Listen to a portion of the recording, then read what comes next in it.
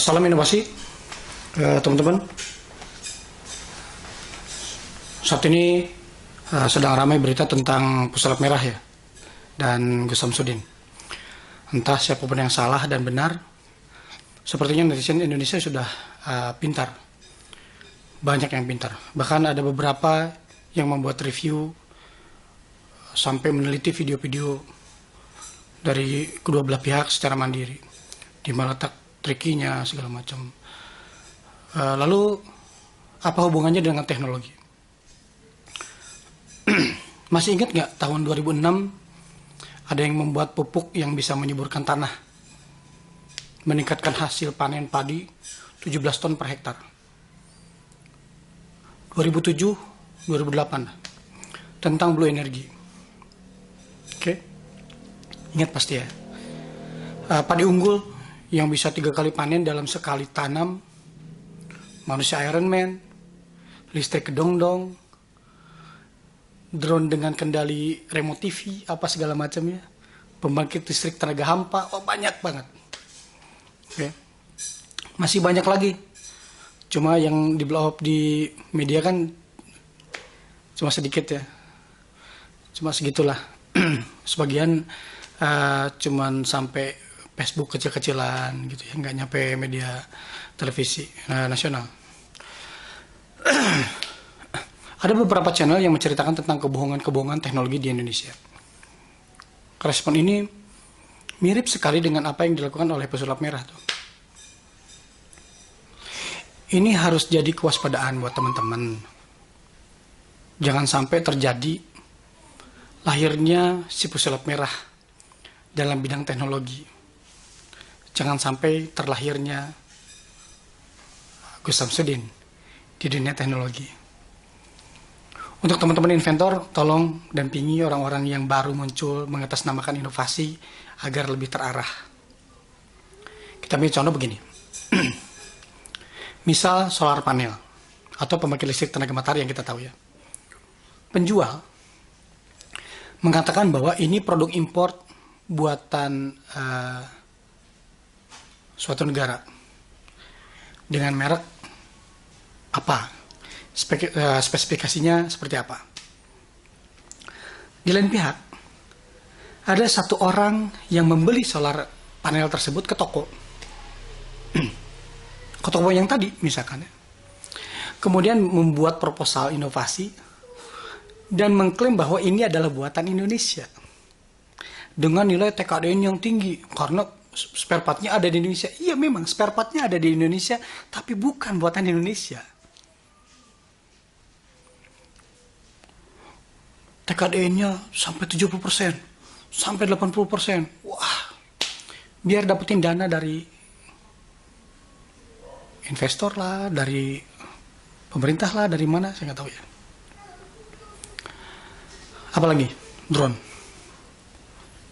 mobil listrik, sepeda listrik,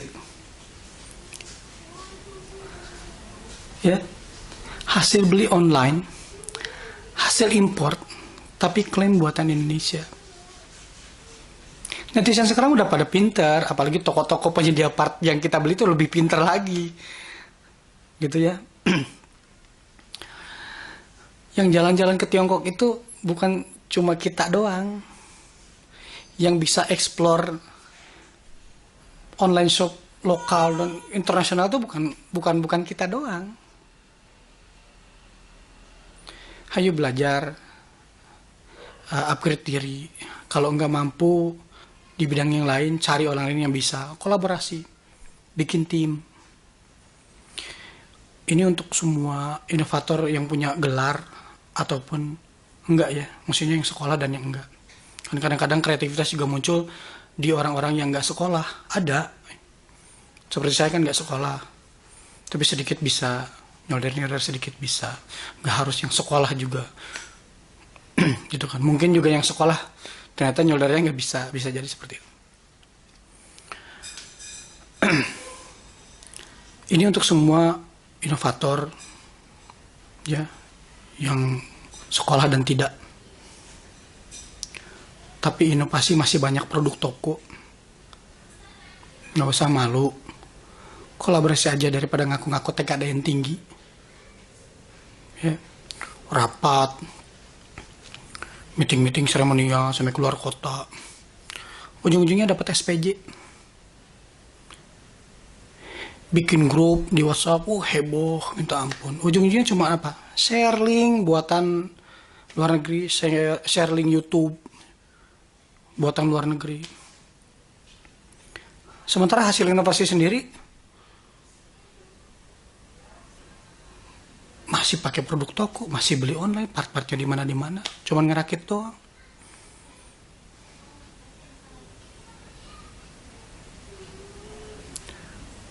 Medis lah. Terus apa lagi? Bikin pesawat swayasa. Banyak lah ya di FB, di IG gitu ya. Frame-nya kayak odong-odong. Pakai besi buat pagar. Pakai mesin mobil, masih mending. Ini ada yang pakai genset lengkap sama roda gilanya, sama flywheel dipasang juga. Gede banget.